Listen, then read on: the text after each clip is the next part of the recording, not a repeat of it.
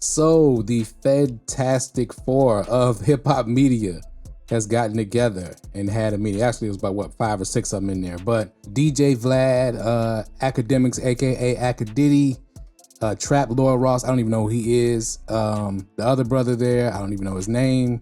Wack 100 and Adam 22. They just had a white belt level ninja fest and didn't even invite me. But anyway, this was a good sign in my opinion, because I think it's a sign that these guys are all struggling to do the numbers that they once did, which is a good thing. I think it's been obvious for a while. I'm not a watcher of any of these people, to be totally honest, but I've watched some DJ Vlad interviews before, long time ago. Once it became obvious that he was an informant, I stopped watching because it was just hard to watch people go on a platform because of their ignorance, because they're not understanding of what's going on, and do harm to themselves through just basically snitching on themselves for what was, in the grand scheme of things, not a lot of money. Probably thought was a lot of money to them at the time, but in the long run, you're probably not going to be able to spend that money anyway, because you're going to end up behind bars or in some form of trouble, right? So here's the thing. In, what is it, 2019, on the Drake record Talk Up, Jay-Z had a line at the end where he said something about Zimmerman and them killing X and the streets being done. Well, here's the thing. The streets have been done, for about, what, 24 years now. Follow me. One of the biggest problems in our culture, and especially in hip hop culture, is we tend to be behind on what is happening in the world and what is happening in society at large. And trying to bring 80s and 90s culture into the technological age was not only stupid, but impossible. You know what I'm saying? People live in their comforts, and that's one thing, and this goes throughout different cultures as well. You know, hip hop culture is not the only culture. African-American culture is not the only culture that suffers from this. But the problem is the crimes, the lifestyle, the tactics, all of those things, the hustle, so to speak, right, of the 80s and 90s could not last and will not work in a technological age, right? Everything is recorded. Everything, there's cameras everywhere. Okay, there's not much you can do to try to escape the gaze of law enforcement and just productive society in general, because this goes on in the corporate world. Sam Bankman-Fried and crypto and all those things come to mind, right? We've seen this over and over again of people getting caught trying to use old tactics in the technological age where it just doesn't fit, all right? Now, these lames, these Fantastic Four type lames, Akadidi, Adam 22, DJ Vlad, they exploited this ignorance in people of not being able to catch up, because here, obviously they're popular because they understand the technological age. They understand media, they understand the internet, they understand marketing, right? In this space, on social media.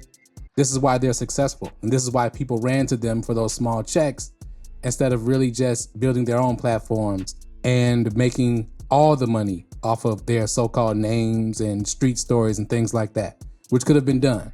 And this is something that hip hop has suffered from the beginning, right? The exploitation of hip hop left the contracts and the marketing and the back office and came to the forefront through the promotion of it in the media. So you no longer had to trick the artist out of his publishing through contracts and lawyers and things like that.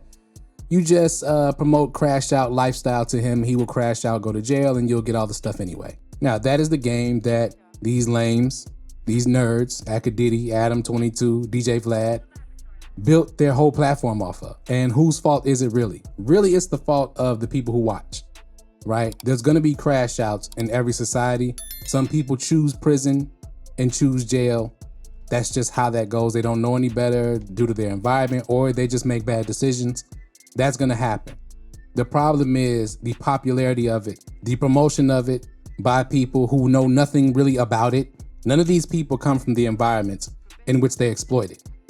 So why is anybody listening to them or going to them to talk about it or get any kind of information about it?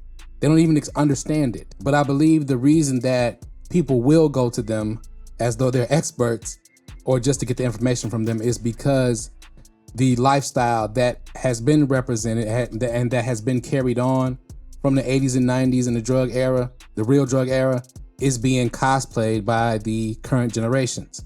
Those things, those lifestyles, okay, whether it be crime, whether it be gang culture, all that, that was born out of lack of opportunity. And in this age, that is not nearly as much of an issue as it used to be.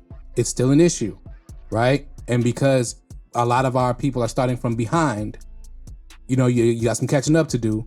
So there can't be a rush to be successful. This is where, again, if you look at all the exploitation, if you look at the fashion trends, right?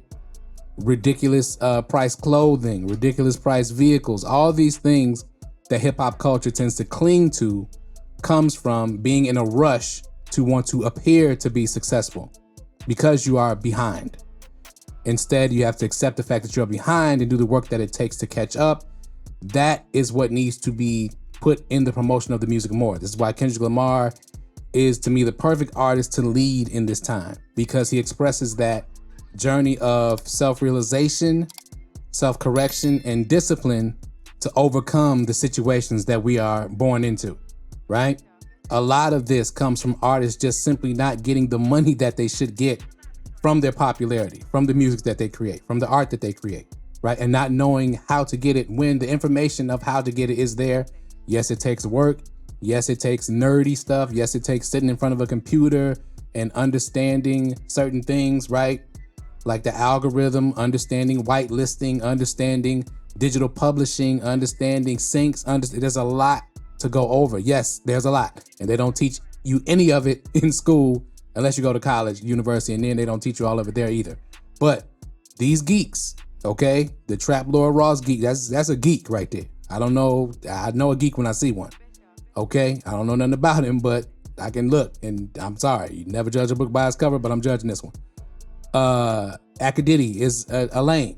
Okay, DJ Vlad is a lame. Adam 22 looks like a tweaker to me, allegedly. Okay, the Sherms and the Burnouts where I come from, that's what they look like.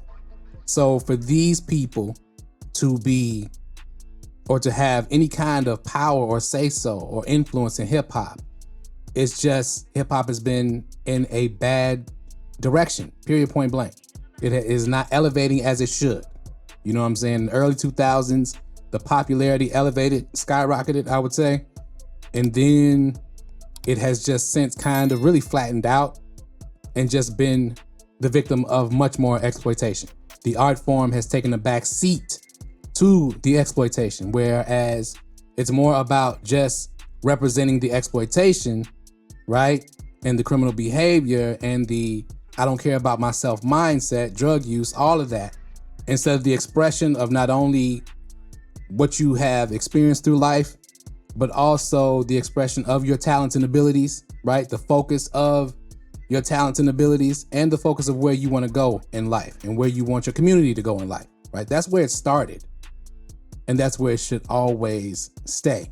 So as the fans, as the listeners, and of course the artists and the producers and everybody else involved, executives for sure. But as the fans, we have a job to make sure that this kind of thing doesn't happen again, that these kind of media people don't exist anymore in the culture. Okay, we have to hold everybody accountable, myself, everybody who does YouTube channels, everybody who does Instagram, all of the little Instagram, hip hop this and hip hop that, Twitter, everything on social media. Hold all of these platforms and people accountable for when it seems like they're just exploiting the culture. And the best way to do that is not to watch them, tell other people not to watch them, dislike, leave negative comments once, and then just block them, all of that. That's because they used to do big numbers because that era was just, we were just locked into being exploited, so to speak. I mean, doing my research, I see 6 or 7 years ago, all of them were just really popping, right? Millions and millions of views every video. So it's great to see people standing on business and calling these people out for who they are and who they have been. We just gotta kind of be in a preventative posture and not allow this kind of thing to happen again. And that's all I got pretty much on the Fedtastic 4 in their awesome group meeting.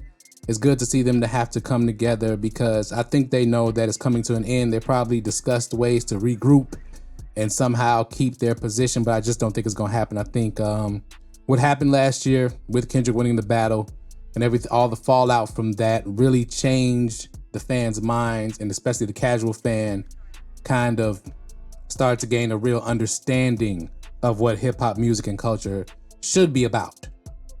So let me know what y'all think in the comments below, man. If you haven't already, hit that like button. If you haven't hit that like button yet, hit that subscribe button. If you're not subscribed, share this video, tell a friend and tell a friend, hit that notification bell.